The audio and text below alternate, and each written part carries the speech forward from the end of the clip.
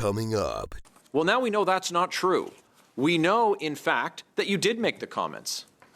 And you just didn't know that it was captured in official briefing notes. So you just didn't know that you knew that you made the comments, you just didn't know you got caught. Comments made in passing might include, how's the weather? How was your weekend? I guess my appearance at committee is not going very well today. And so my question for you right now is, why don't you just come clean with this committee and Canadians, admit you've lied, follow in Randy Boissonneau's footsteps, and resign? Indeed. Good job, Kelly. This Guy's Garage. Like and subscribe. Call this meeting to order. It's meeting number 154 of the House of Commons Standing Committee on Government Operations and Estimates. Yes, I'll get you in 2 seconds, Mr. Brock. Mr. Brock, go ahead quickly. Thank you, Chair. I'd like to remind all colleagues that during the last appearance of Tom Clark at this committee, he indicated that he'd be willing to be put under oath to reiterate his talking points. With that being said, I'd be seeking unanimous consent from all committee members that Mr. Clark, prior to his opening statement, be given the opportunity to either swear to tell the truth or affirm to tell the truth, Mr. Chair. We're fine with that. Mr. Clark, I understand you have the text. Go ahead, Mr. Clark. Would you like to perform an oath or solemn affirmation, sir? Affirmation, please. Okay, so please repeat after me. I, Tom Clark, do solemnly, sincerely, and truly affirm. I, Tom Clark, do solemnly and sincerely affirm. And declare the taking of any oath is according to my religious belief unlawful. And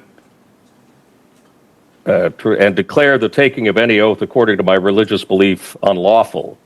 And I do also solemnly, sincerely, and truly affirm. And I do also solemnly, sincerely, and truly affirm. And declare that the evidence I shall give on this examination. And declare that the evidence I shall give on this examination. Shall be the truth, the whole truth, and nothing but the truth. Shall be the truth, the whole truth, and nothing but the truth. Thank you, Mr. Clark. Mr. Barrett, the floor is yours for 6 minutes, please. On November 5th, news broke about your involvement in the purchase of the $9 million condo on Billionaire's Row. And then, having been found out, you sent a letter, and the letter said, I was not aware until media reports this week that the comments made in passing to a colleague had been reported by the Consulate General to the Global Affairs Canada property team. Let me give you an example of a comment made in passing, Mr. Clark. Hey, that meeting didn't go so well. Now, let me give you an example of someone who holds the most senior position at an organization telling their team that the facilities for them to live in and for them to work in were insufficient. And that's what you did, sir. Isn't that right?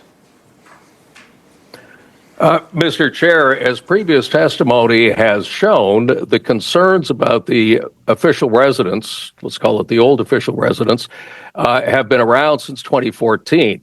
I was there, Mr. Clark.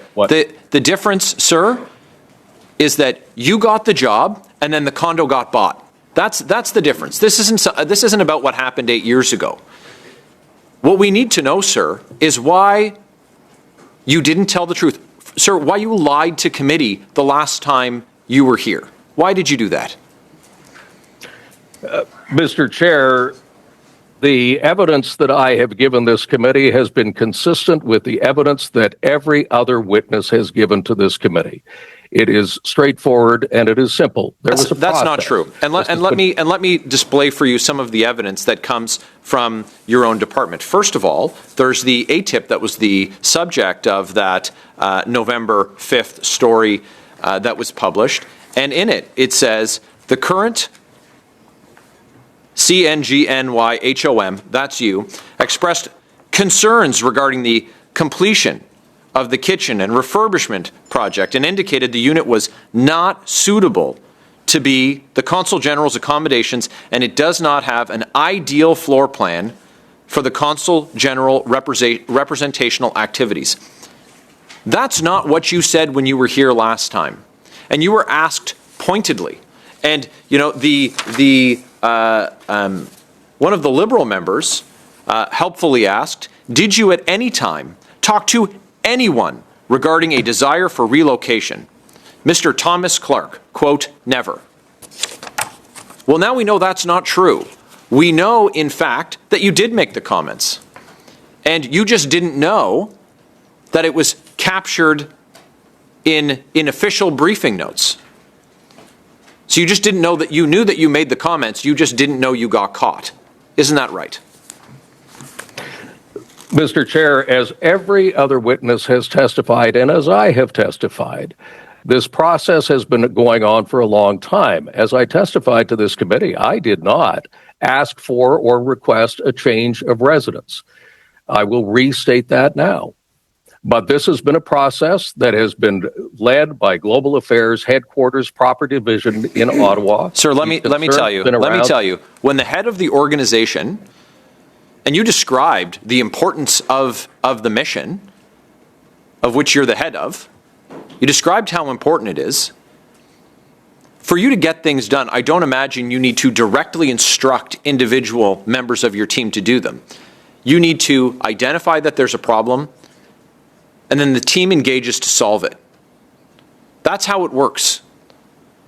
This isn't some comment made in passing. And again, you talk about the evidence. Well, let's talk about the June 17th email from Emily Nicholson. And Ms. Nicholson says that the head of mission and staff have been instrumental throughout this process, with the head of mission, that's you, providing the green light for the selection of the new residents. Now, we know that once this scandal ended up in front of a parliamentary committee, that damage control was engaged, and Ms. Nicholson swallowed herself whole, saying that you had nothing to do with it. Well, I imagine when she was trying to save her job, that's exactly what she would say. But there are now multiple data points that didn't come from admissions from you or your staff, but came from accessed information demands and document production orders from this committee that revealed that you were involved, that your champagne tastes weren't being met with the recently modified shared representational space at the mission, nor with the multi-million-dollar condo on Billionaire's Row. With my last 30 seconds, sir, we know that you're not going to resign for having bought a $9 million condo on Billionaire's Row and having personally initiated that process. Will you resign for lying to a parliamentary committee? Mr. Chair, what the evidence I have given to this committee consistently is the truth, the whole truth, and nothing but the truth. Too bad the facts don't back that up. The member of parliament who our colleague MP Barrett was quoting was me. So given the fact that you are now agreed to be on the road, I'm going to pose to you the same question that I posed last time you were here. And I'm going to probably edit it a bit, but Mr. Clark, did at any time you exert influence in the purchase of the new building and the divestment of the old building? No, I did not. Did you at any time shown any interest in or desire, let me reword, did you show at any time the desire to move from the old building into the new building for a personal reason? No, I did not. Thank you, gentlemen. Mr. Brock, please, for 5 minutes. Tom Clark, at your last appearance, you were emphatic when you stated you had nothing to do with the decision to sell the old official residence. You had nothing to do with the decision to buy the new official residence. You had nothing to do with deciding on its amenities or its location. So let's cut to the chase. Since 2014, plans to repair the old luxurious official residence on Park Ave were ongoing and repairs commenced. No other prior head of mission demanded an immediate replacement. On February 23, 2023, your buddy Justin Trudeau appoints you head of mission in New York City. On April the 27th, same year, just a few months later, you host a reception for your buddy. You post a video to social media of the two of you in a limousine. In and around the same time, you and your office inform GAC officials, pursuant to an ATIP, that the property is not suitable for representational activities, it's not suitable as a residence, and I'm going to highlight this, requires immediate replacement. I have it right here, ATIP, black and white, Tom Clark. No other head of mission to New York City had issued that directive before other than you, Tom Clark. We also have the infamous email dated June 17th, 2024 from Emily Nicholson. States both CNGNY and HOM, that's you, Tom Clark, and staff have been instrumental throughout the process, with the head of mission, you, Tom Clark, providing the green light for the selection of the new residents. After your lies were exposed, you wrote to this committee. You tried to explain that your comments to officials were made in passing. Well, Tom Clark, that's another lie. Comments made in passing might include, how's the weather? How was your weekend? I guess my appearance at committee is not going very well today, but those are passing comments. You issued a mandated direction to your staff that was communicated to GAC officials that the official residence on Park Avenue needed an immediate replacement. Isn't that correct? Mr. Chair, I feel I've got to correct the record here. Let me start by saying there was never a directive or a mandate from me to my staff whatsoever. Let's talk about who in your office you spoke with, because I'm also looking at an article from the National Post.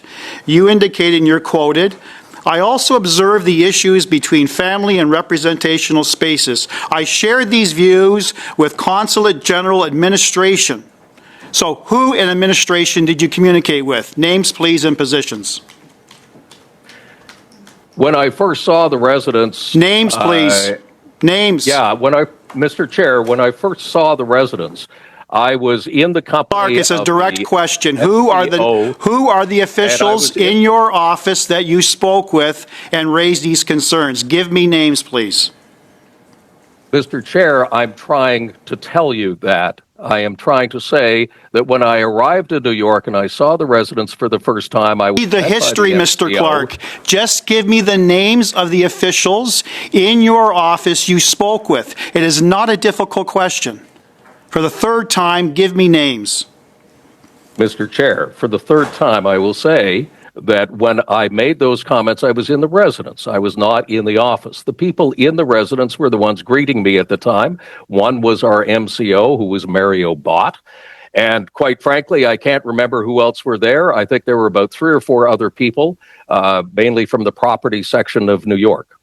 Table all the names of the individuals you spoke with where you highlighted deficiencies in the official residence, whether in the residence itself, the staff, and your staff at your office in Manhattan. Will you table those names and those positions, including their email addresses, to this committee? Yes or no? Well, Mr. Chair, I will do my very best to try and remember who you also meeting. Indicate that the comment you made about immediate replacement was made in passing to a colleague and reported to Consulate General at Global Affairs. Who was that colleague? Mr. Chair, I never made that comment. You're quoted in the National Post, so you can take that up with the National Post. Now, it's very clear that GAC officials earlier this week confirmed how important your mission is. You, as head of mission, are the most important official in that residence, and what you say carries great weight. So, Tom, you influenced your staff because you indicated to your staff that your champagne tastes were not suitable anymore for Park Avenue, and you needed that wonderful Central Park view on Billionaire's Row. Isn't that correct?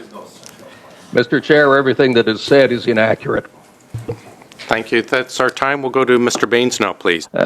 We have a new administration coming in where many of the our allied nations, G7 nations, will need to establish newer relationships as we see new members of the new administration are being appointed. Many who may not have pre-established relationships with some of these nations, and we need to find our way and make sure that we remain competitive. We are at the forefront at some of these discussions. So maybe if you can talk about what will there be more activity all of a sudden at this residence, and maybe take your time, explain, please. Yeah, I think that all of our diplomatic tools are now going to be used more than they've ever been used before.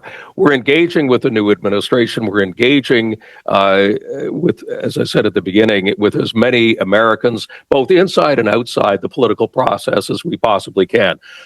Forgive me. We are at a point where to defend and protect and promote Canada's interests in the United States means all hands on deck. We have a story to tell. We've got interest to protect. We want to promote Canadian business, as you were just talking about with the Lower Mainland and the fishing industry that exists there.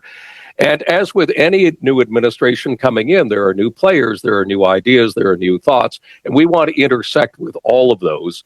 And in the process of doing that, tell Canada's story. To go directly to the question you're asking about the use of the official residence, this is really Canada's house in New York.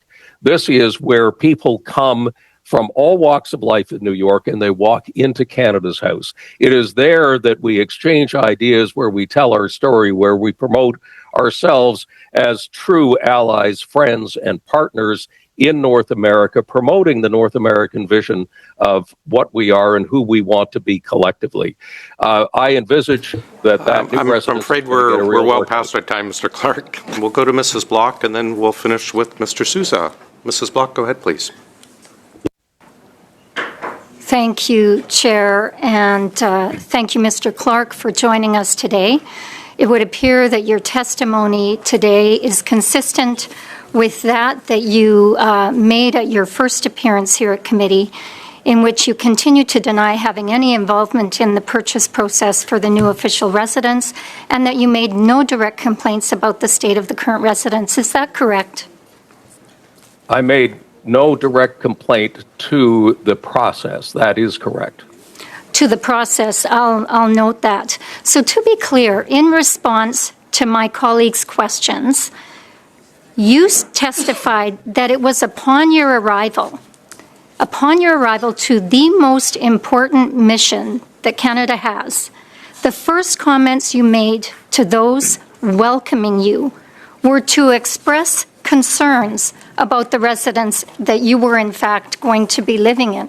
And I'll refer back to the ATIP. I won't quote it because my colleague already did that. But the first comments you made to those welcoming you were to express concerns regarding the completion of the renovation and the refurbishment project. You indicated it was not suitable to be the Consul General's accommodations, and that it did not have a floor plan that was ideal for representational activities.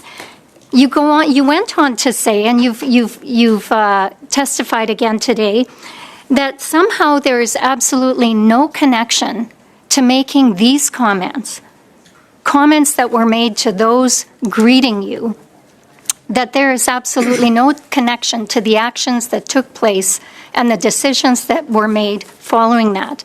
You know, while you refuse to see the connection, I think your staff certainly understood the mission.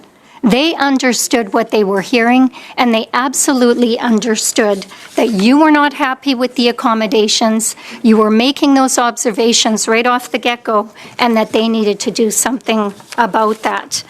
You've also stated time and time again that you did not ever talk to anyone about this, and yet in your own letter, and you refused to admit that these comments were made to a colleague, and you said you didn't say that. It's in your letter. Did you write the letter that was sent to this committee? Mr. Chair, I did.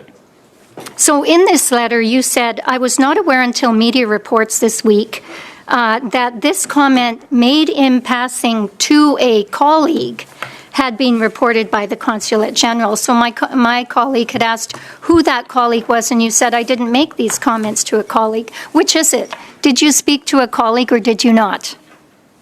Mr. Chair, I did, but perhaps just for precision, could you ask me what comments you're referring to? Because if the comments you're referring to are me saying we need a new residence, that simply is not true. Mr. Chair, I'm going to interrupt you there, Mr. Clark, because this letter that you sent was all about the issue of the kind of influence that you may have exerted over the purchase of this condominium. And so if you want to try and distract and confuse, I'm just going to use the time that I have to keep us on task here. We have received emails and official documents that indicated you were instrumental in getting the ball rolling on the purchase of the new residence. That's why you hurriedly wrote this letter, to say that the comments that were made were only made in passing. And I think we've already debunked that theory that you were only making comments in passing, especially since they were comments made upon your arrival. We also have the official report from Global Affairs Canada. So you see, Mr. Clark, the issue that we are facing here is that you have obviously and shamelessly lied to this committee on multiple occasions. And so my question for you right now is, why don't you just come clean with this committee and Canadians, admit you've lied, follow in Randy Boissonneau's footsteps, and resign? Indeed. Good job, Kelly. You have 20 seconds, Mr. Clark. Mr. Chair, I would just say once again, and I am under oath, I can tell you that everything I have said is the truth, the whole truth, and nothing but the truth. It's the remaining seconds I have to my colleague. Thank you. Given this testimony, I'm looking for unanimous consent, then, Chair, to call Mr. Mario Bott, Mr. Christopher Vistra, and the author of the International Platform Report, Ms. Christy Vliet. Thank you very much, Mr. Chair. No. So, Mr. Clark, do you have anything to gain by the purchase and sale of this property? Mr. Chair, this property was not bought for me. It was bought for Canada. It will be the residence of consuls generals for many decades to come. It was not bought for me. What else can I say?